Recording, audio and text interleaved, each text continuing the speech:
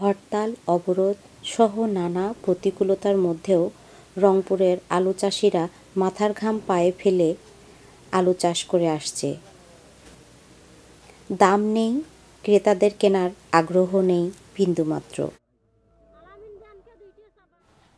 যদি আলু ভালোভাবে উৎপাদন না হয় তাহলে দেশের মানুষকে চড়া দামে আলু ক্রয় করতে হয়। আবার যদি আলু ভালোভাবে উৎপাদিত হয় তাহলে তার মাসুল গুনতে হয় কৃষককে।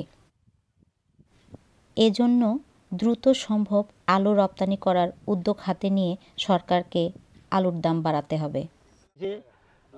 ব্লার হয়েছে, গাছ মরি যায়, আলু পচি যায়, এইভাবে বহু আলু পচাপচি হয়েছে। এই কারণে হরতালের জন্য আলু যাতে পারবে না, আলু 100 টাকা গরু খাইল, আলু ফেলে দিল। আলু নিয়ে এ সমস্যা নতুন নয়। এর আগে সেনা সমর্থিত তত্ত্বাবধায়ক সরকারের সময়েও আলু নিয়ে নানা কথাবার্তা হয়েছিল।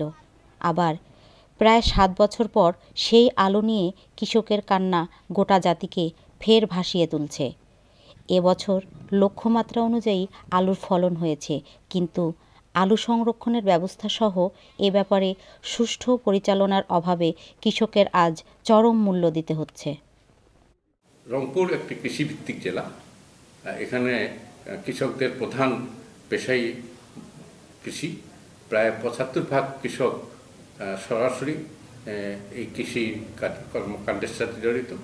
এখানে রবি মৌসুমে আমরা এবছর আলু আবাদের জন্য 48,000 হেক্টর জমির লক্ষ্যমাত্রা নির্ধারণ করেছিলাম, কিন্তু কৃষক তার প্রয়োজনীয় উপকরণ, বীজ এবং সার সময়মতো পাওয়ার ফলে তারা প্রায় 52,000 হেক্টর জমিতে তারা আলুর আবাদ করে।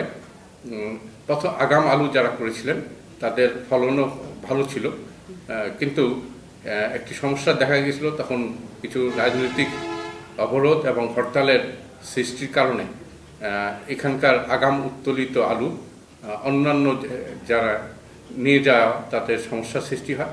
এর ফলে দেখা যায় যে কিছু কৃষক বাজার মূল্য কম পেয়েছেন। রংপুর জেলায় প্রায় 38টি কোল্ড স্টোরেজ আছে, যেখানে তাদের কৃষকগণ তাদের উৎপাদিত আলু সংরক্ষণ করে থাকেন। বেশিরভাগ কৃষকই বীজ হিসাবে উৎপাদিত আলু তাদের সংরক্ষণ করেন এবং এই বীজ পরবর্তী মৌসুমে তারা ব্যবহার করেন।